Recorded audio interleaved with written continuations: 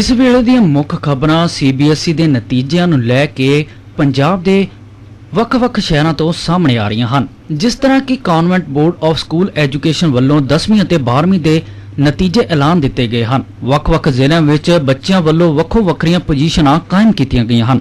ਉੱਥੇ ਜੇਕਰ ਗੱਲ ਕੀਤੀ ਜਾਵੇ ਬਰੇਟਾ ਦੀ ਤਾਂ ਬਰੇਟਾ ਵਿੱਚ ਜਸਨੂਰ ਕੌਰ ਸੁਪੁੱਤਰੀ ਨਿਰਮਲ ਸਿੰਘ ਨੇ 10ਵੀਂ ਜਮਾਤ ਵਿੱਚੋਂ 97.6% ਅੰਕ ਹਾਸਲ ਕਰਕੇ ਆਪਣੇ ਮਾਤਾ-ਪਿਤਾ ਤੇ ਅਕਾਲ ਅਕੈਡਮੀ ਮੰਡੇਰ ਦਾ ਨਾਮ ਰੌਸ਼ਨ ਕੀਤਾ ਹੈ। ਇਸ ਮੌਕੇ ਜਸਨੂਰ ਕੌਰ ਨੇ ਪੱਤਰਕਾਰਾਂ ਨਾਲ ਗੱਲਬਾਤ ਕਰਦਿਆਂ ਆਪਣੇ ਸਕੂਲ ਦੀ ਪ੍ਰਿੰਸੀਪਲ, ਮਾਤਾ-ਪਿਤਾ ਅਤੇ ਸਾਰੇ ਅਧਿਆਪਕਾਂ ਦਾ ਧੰਨਵਾਦ ਕੀਤਾ ਹੈ ਅਤੇ ਭਵਿੱਖ ਵਿੱਚ ਵੀ ਇਸੇ ਤਰ੍ਹਾਂ ਸਫਲ ਰਹਿਣ ਦਾ ਵਾਅਦਾ ਕੀਤਾ ਹੈ। मैं जसनूर कौर और इस साल मैं CBSE 10th ਦੇ ਵਿੱਚੋਂ 97.6% ਹਾਸਿਲ ਕੀਤੀ ਹੈ ਤੇ ਇਸ ਨਤੀਜਿਆਂ ਦੇ ਲਈ ਮੇਰੀ ਇਸ ਪ੍ਰਾਪਤੀ ਦੇ ਲਈ ਮੈਂ ਅਕਾਲ ਅਕੈਡਮੀ ਮੰਡੇਰ ਦੇ ਪ੍ਰਿੰਸੀਪਲ ਮੈਡਮ, ਉੱਥੋਂ ਦੇ ਸਾਰੇ ਟੀਚਰਸ ਔਰ ਆਪਣੇ ਪੇਰੈਂਟਸ ਦਾ ਬਹੁਤ-ਬਹੁਤ ਧੰਨਵਾਦ ਕਰਦੀ ਹਾਂ ਔਰ ਅੱਗੇ ਵੀ ਮੈਂ ਇਸੇ ਤਰ੍ਹਾਂ ਮਿਹਨਤ ਕਰਕੇ ਚੰਗੇ ਨਤੀਜੇ ਜ਼ਰੂਰ ਲੈ ਕੇ ਆਵਾਂਗੀ। ਉੱਥੇ ਇਸ ਮੌਕੇ ਜਸਨੂਰ ਕੌਰ ਦੇ ਪਿਤਾ ਨਿਰਮਲ ਸਿੰਘ ਨੇ ਵਾਹਿਗੁਰੂ ਦਾ ਸ਼ੁਕਰਾਨਾ ਕਰਦਿਆਂ ਅਕਾਲ ਅਕੈਡਮੀ ਮੰਡੇਰ ਦੀ ਮੈਨੇਜਮੈਂਟ ਦਾ ਧੰਨਵਾਦ ਕੀਤਾ ਹੈ। ਅਸੀਂ ਬਹੁਤ-ਬਹੁਤ ਸ਼ੁਕਰਾਨਾ ਕਰਦੇ ਹਾਂ ਜੀ ਵਾਹਿਗੁਰੂ ਦਾ, ਤੇ ਸਾਡੇ ਵਾਸਤੇ ਬਹੁਤ ਮਾਣ ਵਾਲੀ ਗੱਲ ਹੈ ਤੇ ਵਿਸ਼ੇਸ਼ ਤੌਰ ਤੇ ਅਸੀਂ ਧੰਨਵਾਦ ਕਰਦੇ ਹਾਂ ਸਾਰੇ ਅਕਾਲ ਅਕੈਡਮੀ ਮੰਡੇਰ ਦੇ ਅਧਿਆਪਕਾਂ ਦਾ, ਪ੍ਰਿੰਸੀਪਲ ਮੈਡਮ ਦਾ, ਜਿਨ੍ਹਾਂ ਦੀ ਗਾਈਡੈਂਸ, ਜਿਨ੍ਹਾਂ ਦੇ ਆਸ਼ੀਰਵਾਦ ਸਦਕਾ ਇਹ ਬੱਚੀ ਨੇ 97.6 ਨੰਬਰ ਬੋਰਡ ਦੀ CBSE ਦੀ 10ਵੀਂ ਦੀ ਪ੍ਰੀਖਿਆ ਜੋ ਪ੍ਰਾਪਤ ਕੀਤੇ ਨੇ। ਤੇ ਅਰਦਾਸ ਕਰਦੇ ਹਾਂ ਵਾਹਿਗੁਰੂ ਅੱਗੇ ਕਿ ਸਾਰੇ ਹੀ ਬੱਚੇ ਇਸੇ ਤਰ੍ਹਾਂ ਮਿਹਨਤ ਕਰਨ ਤੇ ਬਹੁਤ ਜ਼ਿਆਦਾ ਨੰਬਰ ਲੈ ਕੇ ਆਪਣੇ ਮਾਂ-ਬਾਪ ਦਾ ਨਾਮ ਰੌਸ਼ਨ ਕਰਨ। ਬਰੇਟਾ ਤੋਂ ਨਿਰਮਲ ਸਿੰਘ ਦੀ ਰਿਪੋਰਟ, ਏਵਨ ਪੰਜਾਬੀ। ਉੱਥੇ ਜੇਕਰ ਗੱਲ ਕੀਤੀ ਜਾਵੇ ਬਠਿੰਡਾ ਦੀ ਤਾਂ ਬਠਿੰਡਾ ਵਿੱਚ ਵੀ ਮੈਟ੍ਰਿਕ ਦੇ ਨਤੀਜੇ ਐਲਾਨ ਦਿੱਤੇ ਗਏ ਹਨ ਅਤੇ ਬਠਿੰਡਾ ਦੇ ਸੇਂਟ ਜ਼ੇਵੀਅਰ ਸਕੂਲ ਦੇ ਸਹਿਜਦੀਪ ਸਿੰਘ ਨੇ 96.6% ਅੰਕ ਪ੍ਰਾਪਤ ਕਰਕੇ ਜ਼ਿਲ੍ਹੇ ਵਿੱਚੋਂ ਦੂਜਾ ਸਥਾਨ ਪ੍ਰਾਪਤ ਕੀਤਾ ਹੈ।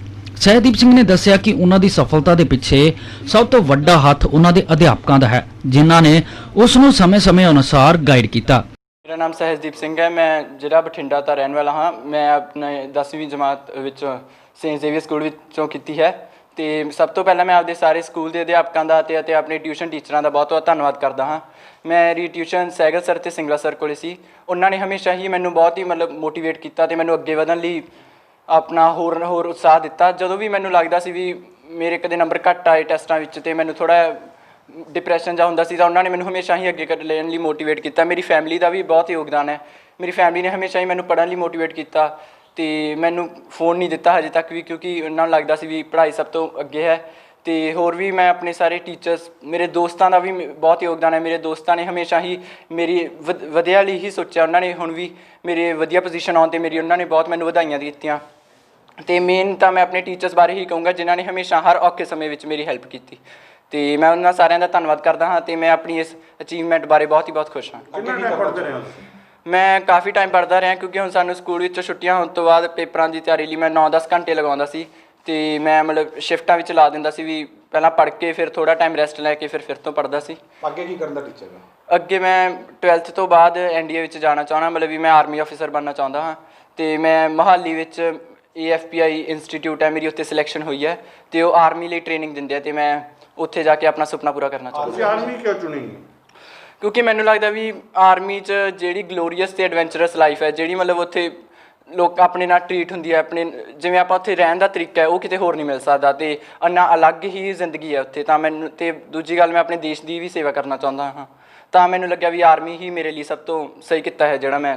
ਕੀ ਨਾਮ? ਹਾਂਜੀ, ਮੇਰਾ ਨਾਮ ਹਰਦੇਵ ਸਿੰਘ ਹੈ ਅਤੇ ਮੇਰਾ ਬੇਟਾ ਸਹਿਜਦੀਪ ਸਿੰਘ, ਇਹਨੇ 10ਵੀਂ ਕਲਾਸ ਦੇ ਵਿੱਚੋਂ CBSE Saint Xavier school Bathinda ਦੇ ਵਿੱਚੋਂ ਇਹਨੇ ਪਹਿਲੀ ਪੋਜੀਸ਼ਨ ਹਾਸਲ ਕੀਤੀ ਹੈਗੀ।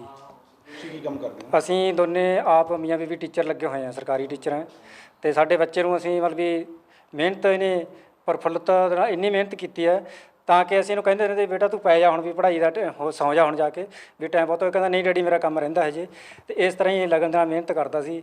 ਦੂਜੇ ਇਹਨਾਂ ਦੇ ਅਧਿਆਪਕਾਂ ਨੂੰ, ਸਕੂਲ ਵਾਲੇ ਟੀਚਰਾਂ ਨੂੰ ਅਤੇ ਜਿਹੜੇ ਟਿਊਸ਼ਨ ਟੀਚਰ ਸੀ ਉਹਨਾਂ ਨੂੰ ਮੈਂ ਬੜਾ ਧੰਨਵਾਦ ਕਰਦਾ, ਜਿਨ੍ਹਾਂ ਨੇ ਦਿਨ ਰਾਤ ਇੱਕ ਮਿਹਨਤ ਕਰਕੇ ਮੇਰੇ ਬੱਚੇ ਨੂੰ ਇੱਕ ਸਹੀ ਸਥਾਨ ਦੇ ਉੱਤੇ ਪਹੁੰਚਾਇਆ ਹੈਗਾ।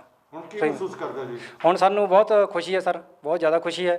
ਅਸੀਂ ਚਾਹੁੰਦੇ ਵੀ ਹਰ ਇੱਕ ਬੱਚੇ ਇਸ ਤਰ੍ਹਾਂ ਜੇ ਮਿਹਨਤ ਕਰੇ ਤਾਂ ਜ਼ਿੰਦਗੀ 'ਚ ਕੁਛ ਨਾ ਕੁਛ ਹੋ ਵਧੀਆ ਚੰਗੇ ਸਥਾਨ 'ਤੇ ਪਹੁੰਚ ਸਕਦਾ। ਮੋਬਾਈਲ ਦਾ ਜ਼ਮਾਨਾ ਹੈਗਾ, ਹਾਂਜੀ, ਅੱਜ ਤੱਕ ਕਦੇ ਮੋਬਾਈਲ ਤੋਂ ਮੰਗ ਨਹੀਂ ਕੀਤੀ? ਹਾਂ, ਮੋਬਾਈਲ ਦਾ ਸਾਡੇ ਕੋਲ ਜਿਹੜਾ ਇਹਦੇ ਕੋਲ ਮੋਬਾਈਲ ਦਿੱਤਾ ਸਾਡੇ ਕੋਲ ਵਾਈਟ ਰੰਗ ਦਾ ਇੱਕ ਮੋਬਾਈਲ ਹੈ ਛੋਟਾ ਜਿਹਾ।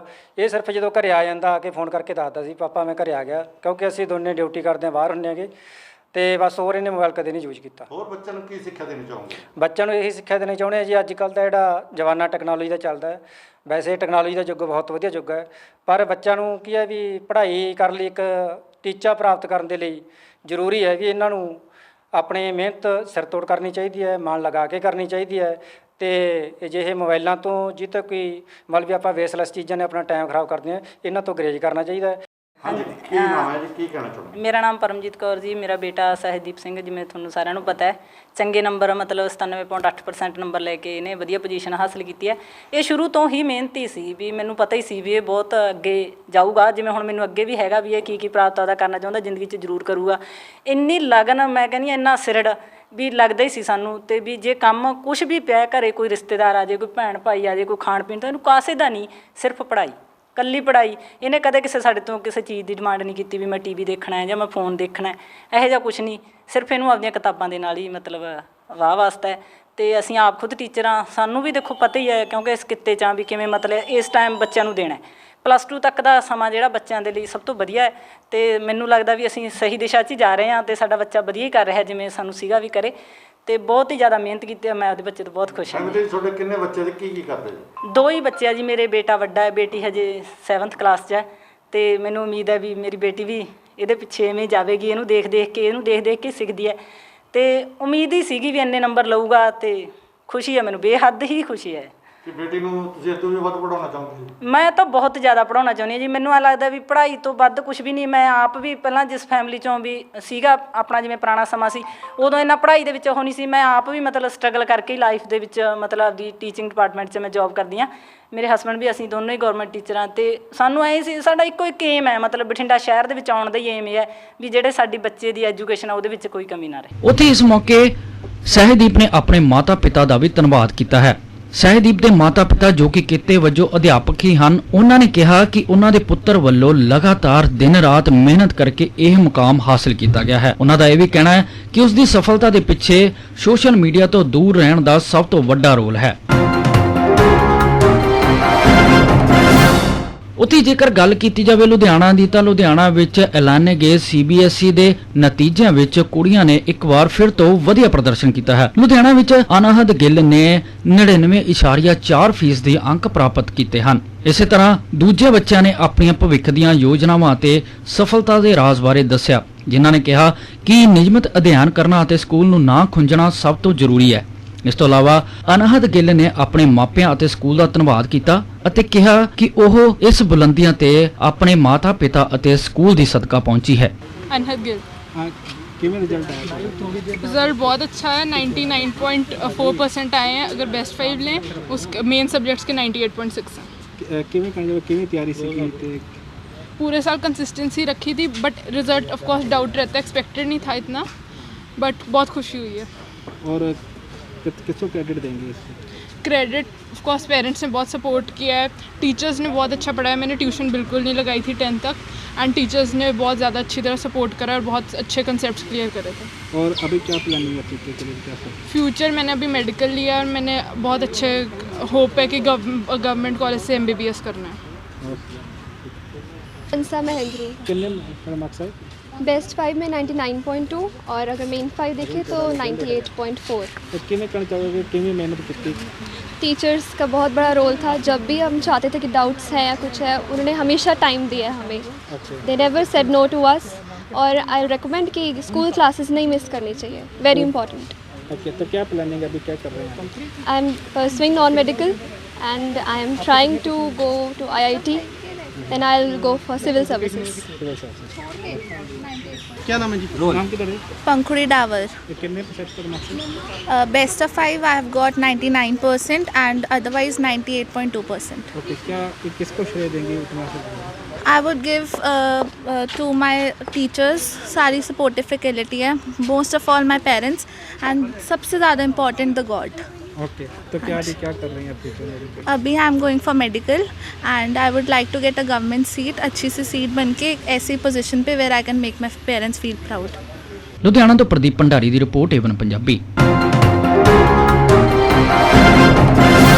ਉੱਥੇ ਜੇਕਰ ਗੱਲ ਕੀਤੀ ਜਾਵੇ ਸਮਾਣਾ ਦੀ, ਤਾਂ ਸਮਾਣਾ ਵਿੱਚ CBSE ਦੇ 12ਵੀਂ ਦੇ ਨਤੀਜਿਆਂ ਵਿੱਚ DAV ਪਬਲਿਕ ਸਕੂਲ ਸਮਾਣਾ ਦਾ ਨਤੀਜਾ ਹੋਰ ਸਾਰੇ ਸਕੂਲਾਂ ਨਾਲੋਂ ਅਵਲ ਰਿਹਾ ਹੈ। ਬੱਚਿਆਂ ਨੇ ਆਪਣੀ ਮਿਹਨਤ ਅਤੇ ਲਗਨ ਦੇ ਸਦਕਾ ਚੰਗੇ ਅੰਕ ਪ੍ਰਾਪਤ ਕੀਤੇ ਹਨ ਅਤੇ ਸਕੂਲ ਦੇ ਪ੍ਰਸ਼ਾਸਨ ਨੇ ਮਾਂ-ਬਾਪ ਅਤੇ ਬੱਚਿਆਂ ਦਾ ਧੰਨਵਾਦ ਕੀਤਾ ਹੈ। ਇਸ ਮੌਕੇ ਸਕੂਲ ਦੇ ਪ੍ਰਿੰਸੀਪਲ ਮੋਹਨ ਲਾਲ ਸ਼ਰਮਾ ਨੇ ਸਕੂਲੀ ਵਿਦਿਆਰਥੀਆਂ ਨੂੰ ਫੁੱਲਾਂ ਦਾ ਹਾਰ ਪਾ ਕੇ ਮੂੰਹ ਮਿੱਠਾ ਕਰਵਾ ਕੇ ਵਧਾਈਆਂ ਦਿੱਤੀਆਂ ਹਨ। ਪ੍ਰਿੰਸੀਪਲ ਨੇ ਕਿਹਾ ਕਿ ਵਿਦਿਆਰਥੀਆਂ ਦੀ ਅਤੇ ਅਧਿਆਪਕਾਂ ਦੀ ਮਿਹਨਤ ਸਦਕਾ ਉਹਨਾਂ ਨੇ ਇਸ ਮੁਕਾਮ ਨੂੰ ਹਾਸਲ ਕੀਤਾ ਹੈ। ਇਸ ਮੌਕੇ ਪ੍ਰਿੰਸੀਪਲ ਨੇ ਸਕੂਲੀ ਬੱਚਿਆਂ ਦਾ ਹੌਸਲਾ ਅਫਜ਼ਾਈ ਕਰਦੇ ਹੋਏ ਕਿਹਾ, वैसे तो फर्स्ट ऑफ ऑल तो उस परमपिता परमात्मा का बड़ा शुक्रगुजार हूँ कि बच्चों वास्ते असी जिवें कि लास्ट 25 ईयर्स तो एफर्ट्स कर रहे हैं, लेकिन DAV स्कूल समाना का जिहड़ा फर्स्ट +2 बैच है कॉमर्स ते साइंस स्ट्रीम ये सारे बच्चे ने first of all 100% result excellent result produce होया। सैकेंडली कि टीचर्स का हार्ड वर्क, पेरेंट्स का कोऑपरेशन और कंप्लीट जिहड़ा कलैक्टिव एफर्ट्स है, टीम वर्क है और उस दी एफर्ट्स नाल साडे होनहार बच्चों ने जो कि 96, 95, 90 अबव 90 नियर अबाउट 17-18 बच्चे ने overall excellent result in this area. तो मैं तो उस परमपिता परमात्मा ते वाहिगुरू अगे ही अरदास कि जिस तरह से बच्चों वास्ते असी टोटली समर्पित है, बच्चों वास्ते जिस तरह से एफर्ट्स कर रहे हैं आने वाले टाइम से बच्चे इस इलाके की शान हो, आने वाले टाइम से बच्चे पेरेंट्स और इलाके वास्ते एग्जाम्पल हों और इसे प्रेयर और कोशिश नाल ताकि इन बच्चों का जो भविख है वो हमेशा ब्राइट होवे। बस इसी उम्मीद नाल सारिਆਂ ਨੂੰ शुभकामनावां। जय हिंद। बेटे कितने परसेंट मार्क तेरे +2 ਚ? सर 96.2%। ਕੀ ਕਹਿਣਾ ਚਾਹੁੰਦੇ ਸੀ ਵੀ ਕੀ बनना ਚਾਹੁੰਦੇ ਹੋ ਅੱਗੇ ਕੀ ਭਵਿੱਖ ਕੇ +2 ਬਾਅਦ ਕੀ ਕਰੋਗੇ? ਸਰ ਸਭ ਤੋਂ ਪਹਿਲਾਂ ਤਾਂ ਮੈਂ ਬਹੁਤ ਖੁਸ਼ ਹਾਂ ਵੀ ਸਾਡੇ principal sir doctor Mohan Lal Sharma ਦੇ ਆਸ਼ੀਰਵਾਦ ਨਾਲ, ਸਾਡੇ ਸਰ ਦੀ ਮਿਹਨਤ ਨਾਲ, ਸਾਡੇ ਸੁਪਰਵਾਈਜ਼ਰਸ ਟੀਚਰਸ ਸਭ ਦੀ ਮਿਹਨਤ ਨਾਲ, ਪੇਰੈਂਟਸ ਦੇ ਕੋਆਪਰੇਸ਼ਨ ਨਾਲ ਤੇ ਸਭ ਦੀ ਮਿਹਨਤ ਨਾਲ ਇਹ ਇੰਨਾ ਵਧੀਆ ਰਿਜ਼ਲਟ ਆਇਆ ਸਾਡੇ ਸਕੂਲ ਦਾ ਤੇ ਮੇਰਾ। ਤੇ 10th 'ਚ ਵੀ ਸਰ ਐਵੇਂ ਟੌਪ ਕੀਤਾ ਸੀ, 98% ਮਾਰਕਸ ਸੀ ਤੇ ਉਸ ਤੋਂ ਬਾਅਦ ਸਰ ਨੇ ਜਿਹੜੀ ਮੇਰੀ ਐਜੂਕੇਸ਼ਨ ਹੈ ਸਕੂਲ ਦੀ +1 +2 ਦੀ ਇਸ ਸਕੂਲ 'ਚ ਫ੍ਰੀ ਹੋਈ ਹੈ, फ्री ऑफ कॉस्ट प्रोवाइड की गई है मैनू। तो मैं बहुत दिल तो धन्नवादी हाँ इस संस्था के स्कूल की ते साडे प्रिंसीपल सर दी ते सर और हार्ड वर्किंग टीचर्स ते हार्ड वर्किंग टीचर्स डेफिनेटली ते पेरेंट्स का सपोर्ट जिहड़ा नाल रहा पूरे शुरू तो इस स्कूल से पढ़ रही हाँ। तो सर अगे हुण CA बनना चाहती हाँ मैं। CA? हाँ जी सर, मैं कॉमर्स बैक। नमन शर्मा +2 ਚ ਕਿੰਨੇ ਮਾਰਕਸ ਆਏ? I scored 93.8%. ਕੀ ਕਰਨਾ ਚਾਹੁੰਦੇ ਹੋ? I want to be an AI architect.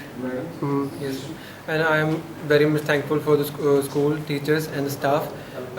As we know that following the path of success, the first benchmark we have to cross is discipline, and that was the very most important aspect that teachers have taught us. And after spending many years in school, since the school was started, I feel like I have been so much improved socially, mentally.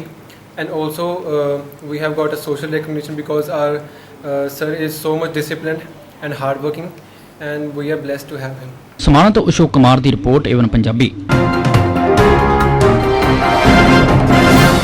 ਉੱਥੇ ਜੇਕਰ ਗੱਲ ਕੀਤੀ ਜਾਵੇ ਤਰਨਤਾਰਨ ਦੀ ਤਾਂ ਤਰਨਤਾਰਨ ਵਿੱਚ Baba Deep Singh ji public school ਪੂਹੂਵਿੰਡ ਜ਼ਿਲ੍ਹਾ ਤਰਨਤਾਰਨ ਦੇ ਬੱਚਿਆਂ ਨੇ 10ਵੀਂ ਕਲਾਸ ਦੀ ਪ੍ਰੀਖਿਆ ਵਿੱਚੋਂ ਵੱਖੋ ਵੱਖਰੀਆਂ ਪੋਜੀਸ਼ਨਾਂ ਹਾਸਲ ਕੀਤੀਆਂ ਹਨ, ਜਿਸ ਵਿੱਚ ਪਹਿਲਾ ਸਥਾਨ ਕੋਮਲਦੀਪ ਕੌਰ ਭਿੱਖੀਵਿੰਡ ਪਿਤਾ ਜੋਗਿੰਦਰ ਸਿੰਘ ਪਲਾਈਵੁੱਡ ਵਾਲੇ, ਦੂਜਾ ਸਥਾਨ ਸੁਖਰਾਜ ਕੌਰ ਪਿਤਾ ਸੁਖਵੰਤ ਸਿੰਘ, ਤੀਜਾ ਸਥਾਨ ਮਨਦੀਪ ਕੌਰ ਪਿਤਾ ਗੁਰਸੇਵਕ ਸਿੰਘ ਨੇ ਹਾਸਲ ਕੀਤਾ ਹੈ। ਇਸ ਤੋਂ ਇਲਾਵਾ ਪ੍ਰੈਸ ਨਾਲ ਗੱਲਬਾਤ ਕਰਦੇ ਹੋਇਆ ਸਕੂਲ ਸਟਾਫ ਵੱਲੋਂ ਕਿਹਾ ਗਿਆ ਕਿ ਉਹਨਾਂ ਦੇ ਸਕੂਲ ਦੇ ਸਟਾਫ ਵੱਲੋਂ ਬਹੁਤ ਮਿਹਨਤ ਅਤੇ ਇਮਾਨਦਾਰੀ ਨਾਲ ਬੱਚਿਆਂ ਨੂੰ ਪੜ੍ਹਾਈ ਕਰਵਾਈ ਜਾਂਦੀ ਹੈ, ਜਿਸ ਦਾ ਨਤੀਜਾ ਅੱਜ ਸਕੂਲ ਦਾ ਰਿਜ਼ਲਟ 100% ਰਿਹਾ। ਇਸ ਮੌਕੇ ਸਕੂਲ ਸਟਾਫ ਅਤੇ ਮਾਤਾ ਪਿਤਾ ਨੇ ਬੱਚਿਆਂ ਨੂੰ ਮੂੰਹ ਮਿੱਠਾ ਕਰਵਾ ਕੇ ਵਧਾਈਆਂ ਦਿੱਤੀਆਂ ਅਤੇ ਆਉਣ ਵਾਲੇ ਸਮੇਂ ਵਿੱਚ ਵੀ ਇਹਨਾਂ ਬੱਚਿਆਂ ਨੂੰ ਵਧੀਆ ਸੇਵਾਵਾਂ ਦੇ ਕੇ ਹੋਰ ਜ਼ਿਆਦਾ ਮਿਹਨਤ ਕਰਵਾਉਣ ਲਈ ਵਾਅਦਾ ਕੀਤਾ।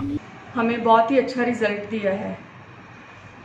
Komaldeep Kaur daughter of Sardar Joginder Singh plywood वाले, सेकंड नंबर पे है सुखराज कौर डॉटर ऑफ सुखवंत सिंह और तीसरे स्थान पे है मनदीप कौर डॉटर ऑफ गुरसेवक सिंह।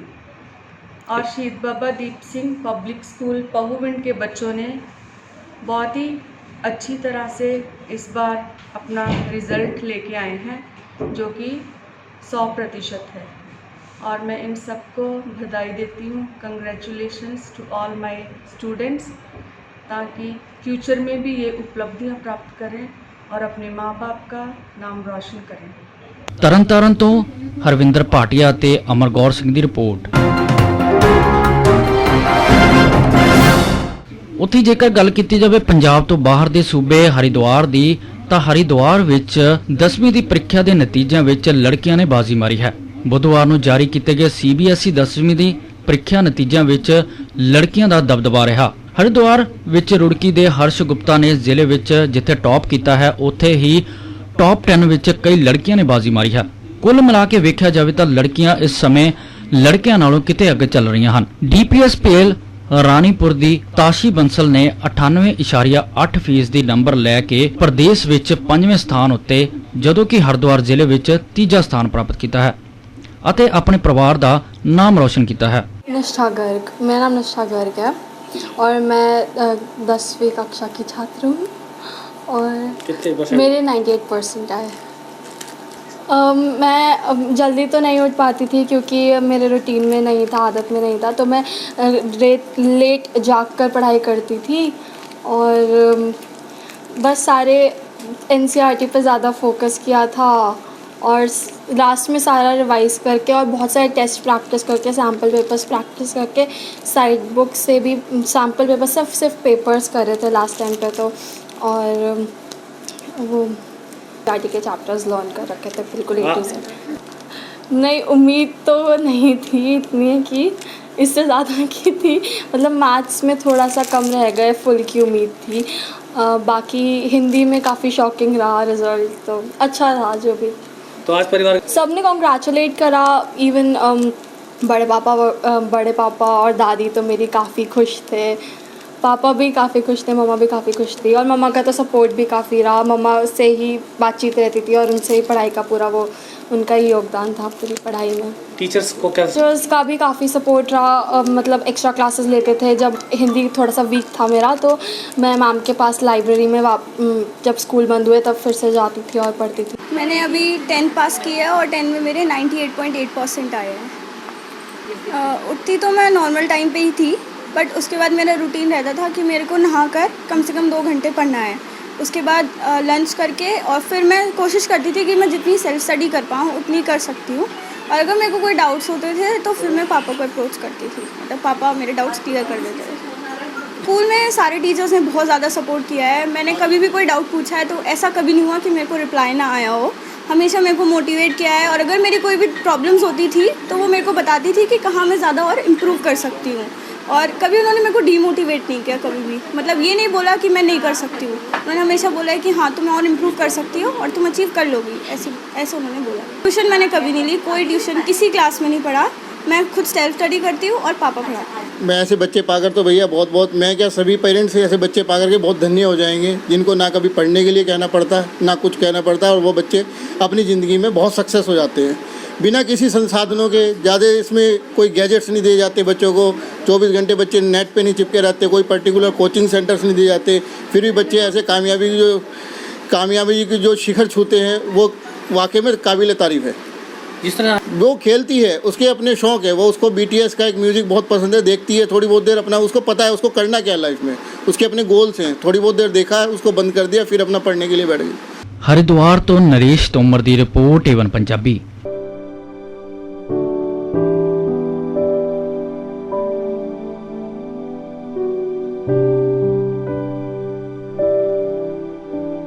ਹੁਸ਼ਿਆਰਪੁਰ ਦੀ ਰਹਿਣ ਵਾਲੀ ਪ੍ਰਤਿਸ਼ਠਾ ਨੇ ਅੱਜ ਆਪਣਾ ਹੀ ਨਹੀਂ ਬਲਕਿ ਆਪਣੇ ਪਰਿਵਾਰ ਦਾ ਵੀ ਨਾਮ ਰੌਸ਼ਨ ਕੀਤਾ ਹੈ, ਪਰੰਤੂ ਦੇਸ਼ ਦੀ ਪਹਿਲੀ ਅਜਿਹੀ ਲੜਕੀ ਹੈ ਜਿਸ ਨੇ ਬੜੀ ਬਹਾਦਰੀ ਨਾਲ ਵੀਲਚੇਅਰ ਤੇ ਬੈਠੇ ਹੋਣ ਤੋਂ ਬਾਅਦ ਵੀ ਅੱਜ ਦੁਨੀਆ ਦੀ ਸਭ ਤੋਂ ਵੱਡੀ ਯੂਨੀਵਰਸਿਟੀ ਆਕਸਫੋਰਡ ਵਿੱਚ ਪੜ੍ਹਨ ਜਾ ਰਹੀ ਹੈ।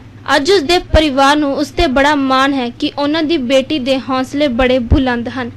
ਉੱਥੇ ਹੀ ਪ੍ਰਤਿਸ਼ਠਾ ਦਾ ਇਹ ਵੀ ਕਹਿਣਾ ਹੈ ਕਿ ਜੇਕਰ ਉਹਨਾਂ ਦਾ ਇਹ ਐਕਸੀਡੈਂਟ ਨਾ ਹੋਇਆ ਹੁੰਦਾ ਤਾਂ ਸ਼ਾਇਦ ਉਹ ਅੱਜ ਇਸ ਮੁਕਾਮ ਤੇ ਨਾ ਪਹੁੰਚ ਪਾਉਂਦੀ। ਪਿਤਾ ਬਤੌਰ DSP ਦੀ ਡਿਊਟੀ ਕਰ ਰਹੇ ਹਨ ਜਦਕਿ ਮਾਂ ਹਾਊਸ ਵਾਈਫ ਹੈ। ਇਸ ਮੌਕੇ ਪ੍ਰਤਿਸ਼ਠਾ ਦਵੇਸ਼ਵਰ ਦੀ ਮਾਤਾ ਜੀ ਕਹਿੰਦੇ ਹਨ ਕਿ ਉਹਨਾਂ ਨੂੰ ਖੁਸ਼ੀ ਹੈ ਕਿ ਉਹਨਾਂ ਦੀ ਬੇਟੀ ਨੇ ਜੋ ਮੁਕਾਮ ਹਾਸਿਲ ਕੀਤਾ ਹੈ।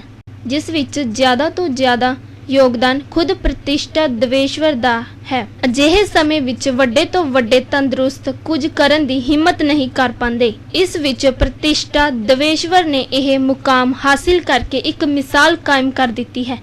ਅਜਿਹੀ ਹਿੰਮਤ ਨੂੰ ਦੇਖ ਕੇ दूसरियां ਲਈ प्रेरणा ਦਾ स्रोत ਬਣਿਆ है। बहुत ज़्यादा खुशी हो रही है मुझे डेफिनेटली, क्योंकि इतने साल इतने चैलेंजेस को पार करके और इतनी ज़्यादा मेहनत लगती है एक ऐसी यूनिवर्सिटी में एडमिशन लेने के लिए।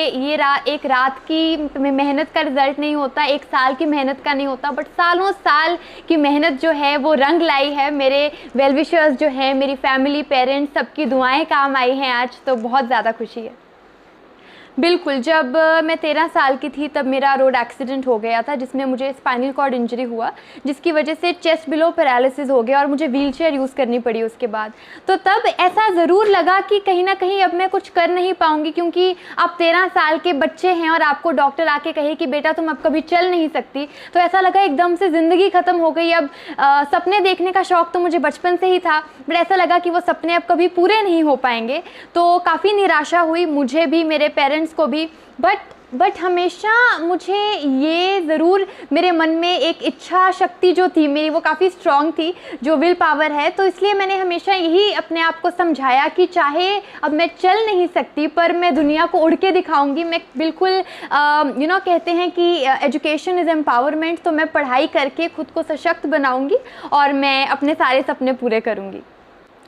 बिल्कुल भी आसान नहीं था, क्योंकि मैं बचपन से, मुझे स्कूल जाने का बहुत शौक़ था, पढ़ाई का बहुत शौक़ था, और एकदम से मेरे को जब डॉक्टर ने कह दिया कि आप अब स्कूल नहीं जा पाएंगे, आपको, मुझे तो 1 साल के लिए तो बैठना ही अलाउड नहीं था, तो बट मुझे कहा था कि आप सिर्फ 2 घंटे दिन में बैठ सकते हैं। बट मेरा इतना ज़्यादा मुझे मन था कि मैं पढ़ाई करूं, तो मैं लेट के ही, मैं दिन में 6-6, 7-7 घंटे में पढ़ाई करती थी।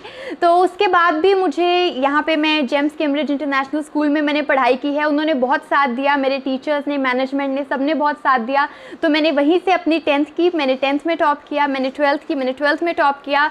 और ऑब्वियसली जो चैलेंजेस होते हैं कि आप जाके स्कूल में, आप रोज़ जाना मेरे लिए मुश्किल था, क्योंकि मुझे बैठना अलाउड नहीं था, और वैसे भी एक जो सोशल एक्टिविटीज़ होती हैं वो सब मैं नहीं कर पाती थी, क्योंकि जो इंफ्रास्ट्रक्चर है हमारे सिटी का और पूरे देश का ही, वो व्हीलचेयर एक्सेसिबल है ही नहीं, तो उसमें काफ़ी दिक्कतें आई। बट कहते हैं जहाँ चाह है वहाँ राह है, तो जितने लोगों ने मेरा साथ दिया और उसकी वजह से मैं आज यहाँ पे हूँ। क्योंकि मैं 5 साल कम्प्लीटली अपने पेरेंट्स पे निर्भर थी, मैं घर के अंदर रही, मैं बिल्कुल बाहर भी कदम नहीं रख पाती थी, तो मेरे को ये ज़रूर डर था कि अब मैं बाहर कैसे, मैं दिल्ली जाके कैसे पढ़ाई करूँगी। तो मेरे पेरेंट्स भी काफ़ी ज़्यादा डरे हुए थे, तो उनको समझाने में मुझे थोड़ा समय लगा कि बहुत सारे सवाल थे उनके, बेटा ये कैसे हो पाएगा, वो कैसे हो पाएगा, तुम अकेली कैसे रहोगी, हम तो यहाँ पे हैं। तो बट मैंने उनके हर सवाल का जवाब दिया, जबकि अंदर से मैं भी डर रही थी, क्योंकि बहुत बड़ा रिस्क है वहाँ पे जाके अकेले रहना। बट मन में यही था कि डर के आगे जीत है, और डर को मैंने काबू लाना है और अपने आप को इंडिपेंडेंट बनाने का, मुझे बचपन से ही, जब से एक्सीडेंट हुआ, मुझे था कि मैं इंडिपेंडेंट बनाऊंगी और मैं अपने पेरेंट्स पे निर्भर होकर नहीं रहना चाहती। तो मैंने, जिसको कहते हैं लीप ऑफ फेथ, जस्ट भगवान पे भरोसा रख के मैंने डिसाइड किया कि मैं दिल्ली जाऊंगी। मुझे lady Shri Ram college for women में पॉलिटिकल साइंस ऑनर्स में मुझे एडमिशन मिला, और वहाँ पे जाके फिर बहुत कठिनाइयों का सामना करना पड़ा, क्योंकि जो हॉस्टल है वो व्हीलचेयर एक्सेसिबल नहीं होता, और जो आसपास के जितने भी अकोमोडेशन हैं वो व्हीलचेयर एक्सेसिबल नहीं थे। तो मुझे कम से कम 3-4 महीने लग गए अपने लिए रहने के लिए, एक जगह ढूंढने के लिए। उसके बाद जब जगह मिल भी गई, उसके बाद भी सारा जो काम है अपना, बाहर जाना, रोड पे ग्रॉसरी शॉपिंग, रोज़ का जो भी काम, बिल पेमेंट करना, वो सब मैं खुद ही करती थी। तो धीरे धीरे करके खुद को वो सब सिखाया, बट वो अच्छा भी हुआ, क्योंकि मैंने जो मेरा सपना था खुद को इंडिपेंडेंट करने का, वो मैं इसी तरह पूरा कर पाई। बट जो सबसे ज़्यादा मुझे दिक्कत आती थी वो होती थी ट्रैवल में, क्योंकि कोई भी जो ट्रांसपोर्ट ऑप्शन है वो एक्सेसिबल नहीं होता, बसेस एक्सेसिबल नहीं है, वहाँ पे जो कैब्स होती हैं, ओला, उबर, कुछ भी एक्सेसिबल नहीं है। तो मुझे हमेशा ड्राइवर से लड़ना पड़ता था कि आप मेरी व्हीलचेयर को पीछे सीट में रखो। वो कहते थे हम नहीं रखेंगे, हमारी सीट फट जाएगी। बट क्योंकि मेरा हक है, क्योंकि जो लॉ है उसमें दिया हुआ है कि आप ये हक अपना अवेल कर सकते हैं, तो मैं ज़बरदस्ती उनको बोल बोल के मैं करती थी, बट अगर कोई नहीं भी मानता था तो मुझे याद है कि 5-10 किलोमीटर का सफ़र मैंने ऐसे ही अपनी व्हीलचेयर पे भी सड़कों पे किया हुआ है। तो बट क्योंकि यही है कि कुछ भी हो जाए, हमेशा जो स्थिति है वो आपके अनुकूल नहीं रह सकती, वो हमेशा आपके फेवर में नहीं होती। तो जब भी वो फेवर में नहीं थी, बिल्कुल ਜਦੋਂ ਐਕਸੀਡੈਂਟ ਹੋਇਆ, ਜਦੋਂ ਡਾਕਟਰਸ ਨੇ ਜਵਾਬ ਦੇ ਦਿੱਤਾ ਵੀ ਇਹ ਕਦੀ ਵੀ ਚੱਲ ਨਹੀਂ ਸਕੇਗੀ, ਮੈਨੂੰ ਉਹ ਦਿਨ ਯਾਦ ਹੈ ਕਿ ਜਿਸ ਦਿਨ ICU 'ਚ 2-3 ਮਹੀਨੇ ਰਹਿਣ ਤੋਂ ਬਾਅਦ 3 ਮਹੀਨੇ ਰਹਿਣ ਤੋਂ ਬਾਅਦ ਜਦੋਂ ਡਿਸਚਾਰਜ ਇਹਨੂੰ ਕਰਨਾ ਸੀ ਡਾਕਟਰਸ ਨੇ, ਉਹਨਾਂ ਨੇ ਕਿਹਾ ਵੀ ਮਿਰੈਕਲ ਹੋਏਗਾ ਤੇ ਇਹ ਚੱਲੇਗੀ, ਐਲੋਪੈਥੀ ਦੇ ਵਿੱਚ ਇਸ ਚੀਜ਼ ਦਾ ਟ੍ਰੀਟਮੈਂਟ ਨਹੀਂ। ਤਾਂ ਉਦੋਂ ਬੜਾ ਮਨੋਬਲ ਹੁੰਦਾ ਕਿ ਬਈ ਕੀ ਹੋ ਗਿਆ, ਕਿਸ ਤਰ੍ਹਾਂ ਹੋ ਗਿਆ।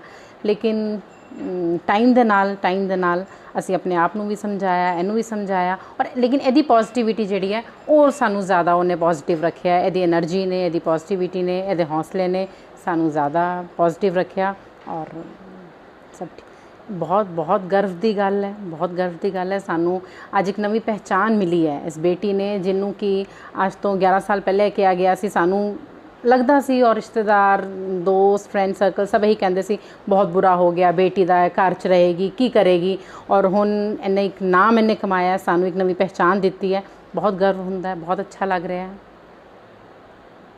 ਉਹਦੇ 'ਚ ਇਸ ਤਰ੍ਹਾਂ ਹੈ ਕਿ ਬਈ ਕਿਉਂਕਿ ਸਾਨੂੰ ਆਪਣੀ ਬੇਟੀ 'ਤੇ ਇਹ ਐਕਸੀਡੈਂਟ ਹੋਣ ਤੋਂ ਪਹਿਲੇ ਵੀ, ਜਦੋਂ ਐਕਸੀਡੈਂਟ ਹੋਇਆ ਉਦੋਂ 7th ਕਲਾਸ ਵਿੱਚ ਪੜ੍ਹਦੀ ਸੀ। ਐਕਸੀਡੈਂਟ ਹੋਣ ਤੋਂ ਪਹਿਲੇ ਵੀ ਇਹ ਸਟੱਡੀ ਦੇ ਵਿੱਚ ਫਸਟ ਆਉਂਦੀ ਸੀ। ਐਕਸਟਰਾ ਕੋ ਕਰਿਕੂਲਰ ਐਕਟੀਵਿਟੀਜ਼, ਇਹ ਡਾਂਸ, ਇਹ ਸਕੇਟਿੰਗ, ਇਹ ਸਭ ਕੁਝ, ਡਿਬੇਟ ਬਹੁਤ ਅੱਛਾ ਕਰਦੀ ਸੀ। ਜਿਸ ਤਰ੍ਹਾਂ ਹੁਣ ਵੀ ਇਹਦਾ ਜਿਹੜਾ ਬੋਲਣ ਦੀ ਇਹਦੀ ਕਲਾ ਹੈ ਉਹ ਬਹੁਤ ਅੱਛੀ ਹੈ। ਬਹੁਤ ਸਟੇਜਿਸ 'ਤੇ ਜਾ ਕੇ ਇਹਨੇ ਯੂਨਾਈਟਿਡ ਨੇਸ਼ਨ, ਨੈਰੋਬੀ ਜਾ ਕੇ, ਥਾਈਲੈਂਡ ਜਾ ਕੇ, ਚਾਈਨਾ ਜਾ ਕੇ ਇਹਨੇ ਬੋਲਿਆ ਹੈ। ਯੂਨਾਈਟਿਡ ਨੇਸ਼ਨਸ ਨੇ ਇਹਨੂੰ ਰਿਪਰੈਜ਼ੈਂਟ, ਇਹਨੂੰ ਲੈ ਕੇ ਗਏ ਹੋ। ਅਤੇ ਸ਼ੁਰੂ ਤੋਂ ਇਹ ਡਿਬੇਟ ਕਰਦੀ ਰਹੀ ਹੈ, ਬੋਲਦੀ ਰਹੀ ਹੈ, ਅਤੇ ਸਾਨੂੰ ਇਹ ਪਤਾ ਸੀ ਵੀ ਇਹਦੇ 'ਚ ਐਬਿਲਿਟੀ ਹੈ। ਅਸੀਂ ਉਹਦੇ 'ਤੇ ਕਦੀ ਡਾਊਟ ਨਹੀਂ ਕੀਤਾ। ਅਤੇ ਇਹ ਸੀਗਾ ਵੀ ਇਹ ਹਜੇ ਤੱਕ ਕਰਦੀ ਰਹੀ ਹੈ, ਜੇ ਚੱਲ ਨਹੀਂ ਸਕੇਗੀ ਲੇਕਿਨ ਇਹਦਾ ਬ੍ਰੇਨ ਹੈ, ਐਜੂਕੇਸ਼ਨ, ਇੰਟੈਲੀਜੈਂਟ ਹੈ, ਅਤੇ ਉਹ ਅੱਗੇ ਵਧੇਗੀ ਹੈ। ਬੇਟੀ ਨੂੰ ਦੇਖਦੇ ਹੋਏ ਬਿਲਕੁਲ ਹੈ ਕਿ ਦੇਖੋ ਕਿੰਨੀ, कहना आसान है लेकिन करना बहुत मुश्किल है। देखिए एक बच्चा ਜਿਹੜਾ ਚੱਲ ਹੀ ਨਹੀਂ ਸਕਦਾ ਹੈ ਨਾ, ਇਹਨੂੰ ਵੇਸ ਤੋਂ ਬਿਲੋ ਇਹਨੂੰ ਸੈਂਸੇਸ਼ਨ ਨਹੀਂ ਹੈ, ਜਿਹੜਾ ਚੱਲ ਨਹੀਂ ਸਕਦਾ, ਜੇ ਉਹ ਇਹ ਕੁਝ ਕਰ ਗਿਆ ਹੈ ਨਾ, ਤੇ ਕਿਸੇ ਲਈ ਵੀ ਜਿਹੜੀ ਹੈ ਨਿਰਾਸ਼ ਹੋਣ ਦੀ ਜ਼ਰੂਰਤ ਨਹੀਂ ਹੈ। ਤੁਹਾਨੂੰ ਸੋਚ ਹੋਣੀ ਚਾਹੀਦੀ ਹੈ, ਤੁਹਾਡੇ ਕਰਨ ਦਾ ਜਜ਼ਬਾ ਹੋਣਾ ਚਾਹੀਦਾ ਹੈ, ਪੋਜ਼ਿਟਿਵ ਹੋਣਾ ਚਾਹੀਦਾ ਹੈ, ਔਰ ਦੁਨੀਆ ਨੂੰ ਨਾ ਦੇਖਦੇ ਹੋਏ ਆਪਣਾ ਸੋਚੋ ਵੀ ਮੈਂ ਕਰਨਾ ਹੈ, ਤੁਸੀਂ ਉਹ ਕੰਮ ਕਰ ਸਕਦੇ ਹੋ। ਬਿਲਕੁਲ ਮੈਂ ਆਪਣੇ ਇਹ ਮੋਢਿਆਂ ਤੇ ਗੋਡਿਆਂ ਤੋਂ ਬਹੁਤ ਦੁਖੀ ਸੀ। ਮੇਰੇ ਲਈ ਤਾਂ ਤੁਰਨਾ ਫਿਰਨਾ ਵੀ ਇੰਨਾ ਔਖਾ ਹੋਇਆ ਸੀ, ਮੈਂ ਦੱਸ ਵੀ ਨਹੀਂ ਸਕਦਾ। ਪਰ ਜਦ ਤੋਂ ਮੈਨੂੰ ਫੀ ਰਿਲੀਫ ਮਿਲਿਆ 2.5-3 ਮਹੀਨੇ ਇਸਤੇਮਾਲ ਕਰਨ ਤੋਂ ਬਾਅਦ ਗੋਡੇ ਵੀ ਓਕੇ, ਮੋਢੇ ਵੀ ਓਕੇ। ਜੇ ਤੁਸੀਂ ਵੀ ਕਿਸੇ ਇਸ ਤਰ੍ਹਾਂ ਦੀ ਬਿਮਾਰੀ ਤੋਂ ਪਰੇਸ਼ਾਨ ਹੋ तो बेझिझक होकर इसको इस्तेमाल करो। सिर्फ 2.5-3 महीने ये 125 बीमारियां तक का इलाज कर सकता है। फी रिलीफ हमेशा याद रखो। बस कुछ दिनों तो मैनू बालों की बड़ी समस्या सी, मेरे बाल झड़ने शुरू हो गए सी। मैनू मेरे दोस्त ने ऑयल फी रिलीफ वाले दसिया, मैं ये तेल 3 महीने लाना अपने सिर ते अप्लाई किया। ये बिल्कुल आयुर्वैदिक तेल है, इसका कोई साइड इफैक्ट नहीं है। तो मेरे बाल ਜਿਹੜੇ ਗੰਜਪਣ ਪੈਣਾ ਸ਼ੁਰੂ ਹੋ ਗਿਆ ਸੀ ਉਹ ਦੁਬਾਰਾ ਆਉਣ ਲੱਗ ਗਏ। ਤੇ ਮੈਨੂੰ ਤਾਂ ਬੜਾ ਫਾਇਦਾ ਦਿੱਤਾ ਇਸ ਨੇ। ਜੇ ਤੁਹਾਨੂੰ ਵੀ ਕਿਸੇ ਇਸ ਤਰ੍ਹਾਂ ਦੀ ਪ੍ਰੋਬਲਮ ਦਾ ਤੁਸੀਂ ਸਾਹਮਣਾ ਕਰ ਰਹੇ ਹੋ ਤਾਂ ਇਹ ਤੇਲ ਲਾਣਾ ਨਾ ਭੁੱਲੋ। ਕਿਤਨਾ ਕਿਤੇ ਅਸੀਂ ਆਪਣੇ ਬਾਲਾਂ ਕਰਕੇ ਸ਼ਰਮ ਫੀਲ ਕਰਦੇ ਹਾਂ ਕਿ ਸੋਸਾਇਟੀ 'ਚ ਬੈਠੇ ਹਾਂ ਕਿ ਕੋਈ ਮਜ਼ਾਕ ਨਾ ਕਰ ਰਿਹਾ ਹੋਵੇ, ਪਰ ਥੈਂਕਸ ਟੂ ਫ੍ਰੀ ਲੀਫ ਜਿਹਨੇ ਮੇਰਾ ਇਹ ਕੌਨਫੀਡੈਂਸ ਬਿਲਡ ਕੀਤਾ, ਜਿਹਦੇ ਲਗਾਉਣ ਨਾਲ ਮੈਂ ਮਾਰਕੀਟ 'ਚ ਹੁਣ ਬੜਾ ਹੀ ਕੌਨਫੀਡੈਂਟ ਹਾਂ ਔਰ ਇਹਦੇ ਨਾਲ ਮੈਨੂੰ ਬੜਾ ਫਾਇਦਾ ਹੋਇਆ। ਅਤੇ ਮੈਨੂੰ ਸਰਵਾਈਕਲ ਦੀ ਵੀ ਦਿੱਕਤ ਸੀ ਤੇ ਉਹਦੇ ਨਾਲ ਵੀ ਮੈਨੂੰ ਬੜਾ ਰਿਲੀਫ ਮਿਲਿਆ। ਇਹ ਯੂਜ਼ ਕਰੋ ਤੇ ਮੈਂ ਪ੍ਰੈਕਟੀਕਲ ਯੂਜ਼ ਕਰ ਰਿਹਾ। ਕੀ ਤੁਹਾਡਾ ਵਿਦੇਸ਼ ਵਿੱਚ ਘੁੰਮਣ ਦਾ ਹੈ ਸੁਪਨਾ? ਕੀ ਤੁਸੀਂ ਵਿਦੇਸ਼ ਵਿੱਚ ਪੜ੍ਹਨਾ ਚਾਹੁੰਦੇ ਹੋ ਜਾਂ ਫਿਰ ਵਿਦੇਸ਼ ਜਾ ਕੇ ਵਸਣ ਦਾ ਹੈ ਇਰਾਦਾ ਜਾਂ ਰਿਫਿਊਜ਼ਲ ਦਾ ਕਰ ਰਹੇ ਹੋ ਸਾਹਮਣਾ? ਤਾਂ ਇੱਕ ਹੀ ਭਰੋਸੇਯੋਗ ਨਾਮ ਹੈ SE international immigration consultant private limited. Tourist visa, study visa, PR ਅਤੇ ਹਰ ਤਰ੍ਹਾਂ ਦੇ ਵੀਜ਼ੇ ਦਾ ਮਾਮਲਾ ਕੈਨੇਡਾ, USA, ਆਸਟ੍ਰੇਲੀਆ, UK ਅਤੇ ਨਿਊਜ਼ੀਲੈਂਡ। ਤਾਂ ਤੁਹਾਡਾ ਰਾਹਗੀਰ ਬਣੇਗਾ SE international immigration consultant private limited. ਸੰਪਰਕ ਕਰੋ 73407 37362 73407 37369।